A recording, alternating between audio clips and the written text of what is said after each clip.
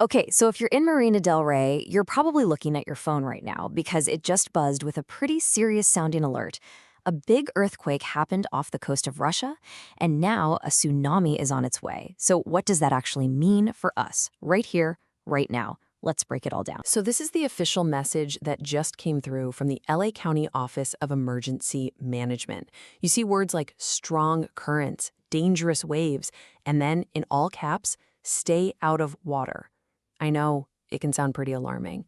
So, what we're going to do in this explainer is unpack exactly what this alert means, what you should expect to see tonight, and what you really need to do to stay safe. All right, first things first. Let's cut right to the chase and talk about the situation in Marina Del Rey tonight. We're not going to speculate, we're just going to lay out the facts. The goal here is to give you immediate clarity and hopefully a little peace of mind. Okay, the most important thing to know is the type of alert we're under. It's a tsunami advisory. So what does that mean? It means we're expecting strong currents and waves that are dangerous, but only to people who are in or very close to the water. And here's the key phrase from the officials. You really need to hear this. Widespread inundation of land is not expected. In other words, this is not the kind of giant wave you see in the movie. And to put a number on it, the projected wave height for our area is actually less than 1 foot above the normal tide.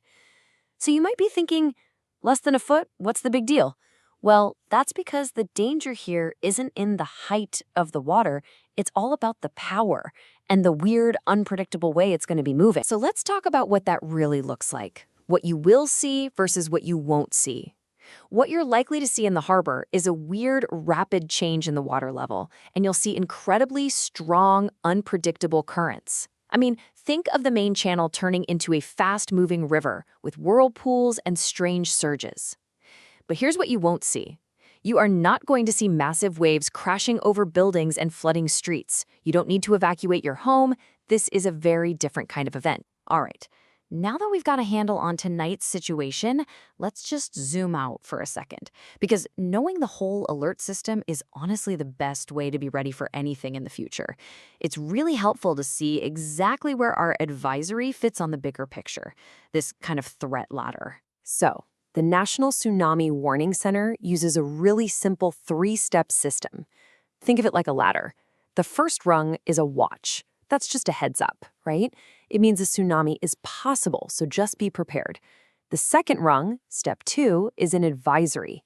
That's us. That's where we are right now.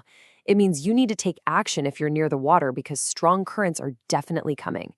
And then there's step 3, the top of the ladder, a warning. That's the most serious. It means dangerous, widespread flooding is expected, and you need to evacuate immediately. You know, to really understand why tonight's advisory is serious, but not a total catastrophe, it really helps to understand what that worst-case scenario, a full-blown tsunami warning, would actually look like. So what's the big deal? What actually makes a warning so much more dramatic than the advisory that we're under right now? Well, the difference is it's absolutely staggering.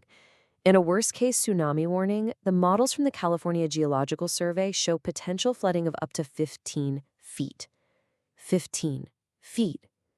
I mean, just picture that. That is a scenario where the entire marina is underwater, boats are tossed around like toys, and ground floor buildings are just gone. It's a true catastrophe. And I really want to be crystal clear about this. That worst-case scenario is not what we are facing tonight. Not even close. Understanding that extreme potential just helps put our current advisory in the right context. The danger tonight is absolutely real, but it is contained to the water itself. Okay, so we get the threat level, we understand the context.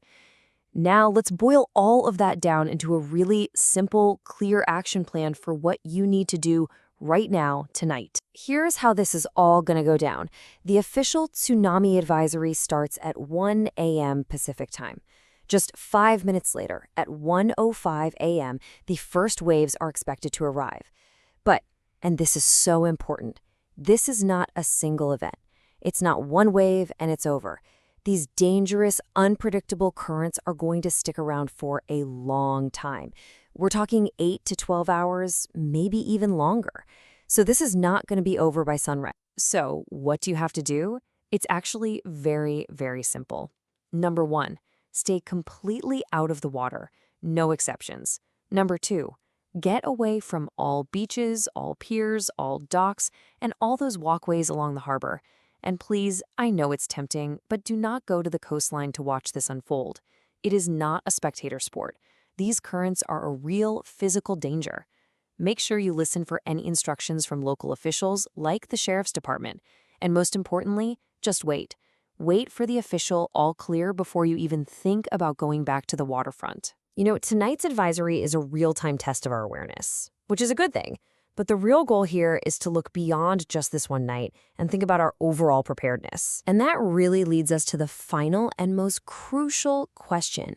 Now that you know the difference between a watch, an advisory, and a warning, is your family's plan ready for any of those levels? Tonight is kind of like a live drill for a smaller event, but it is the absolute perfect opportunity to make sure you and your family are ready for anything. Stay safe out there.